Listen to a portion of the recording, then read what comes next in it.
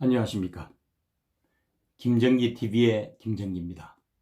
4월 27일 10시 김정기의 직필즉설 157회 시작하도록 하겠습니다. 오늘 주제는 북한 쿠데타 발생, 이것이 가짜 뉴스인 4가지 이유입니다. 최근에 김정은이 뇌혈관 수술 실패로 사망을 하고 쿠데타에 성공을 했다는 소문이 있었습니다. 많은 한국인들이 북한 김씨 일가의 3대 서석과 공포정치 때문에 진위 쿠데타가 있었을 거라고 믿었지만, 이는 북한과 같은 체제 하에서는 일어나기 힘든 불가능한 소설과 같은 이야기라는 거예요. 설사 군부 실세들이 쿠데타에 성공을 했다고 할지라도 백두혈통을 중심으로 해서 실권을 장악하는 방식의 단일형 집단지도 체제로 가는 것이지, 오로지 그들만으로 이루어진 순수 집단지도 체제로 가기는 어렵다고 봅니다. 북한에서 친위 쿠데타가 일어나지 않는 4가지 이유를 살펴보도록 하겠습니다. 첫 번째는 체제 요인입니다. 1인 수령 체제 하에서 철저한 감시와 완벽한 통제가 이루어지기 때문이죠.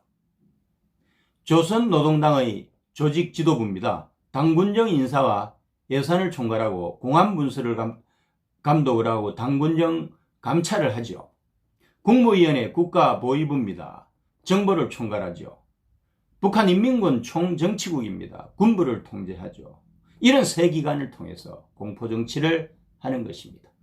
세력화를 하기도 어렵지만 설사 반체제 세력이 있다고 할지라도 이들이 준동하는 조짐이 보이게 되면 초등 단계에서 진압이 되고 결과는 무자비한 숙청인 것입니다.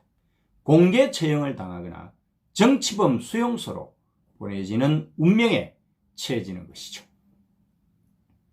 두 번째는 이익공동체 요인입니다.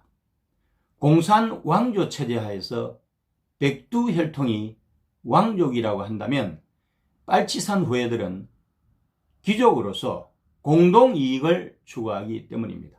잠재적으로 적대적 세력이 될 수도 있는 빨치산 후예들은 파워 엘리트로서 백두혈통에 충성하고 이것에 대한 대가로 권력과 부귀영화를 누리게 되므로 현상을 깨기보다는 유지하는 쪽으로 가게 된다는 거죠. 이들은 북한 건국 이후 절대지존의 명령을 거스르기보다는 복종을 해서 충직스럽게 일을 하는데 아주 익숙해 있다는 사실을 알아야 합니다. 세 번째는 우상화 요인입니다. 북한 주민들은요, 태어날 때부터 세뇌 교육을 받습니다. 그래서 김일성과 그 후예들이 신격화 되어 있다는 거죠. 오로지 백두혈통만이 절대지존으로 인정을 받습니다.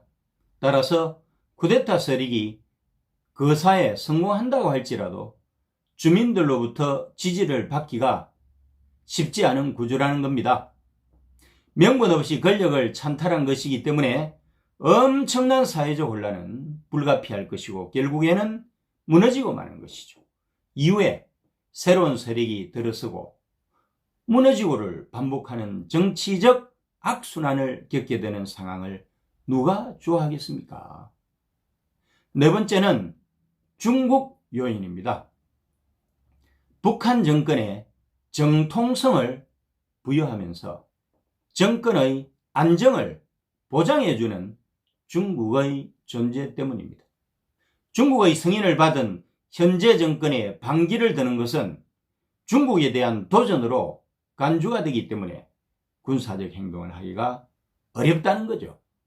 조선왕조 500년 이 정도 장수한 것도 4대 관계에서 보호자로서 명나라와 청나라의 역할이 컸음을 부인할 수가 없는 것과 똑같은 이치입니다.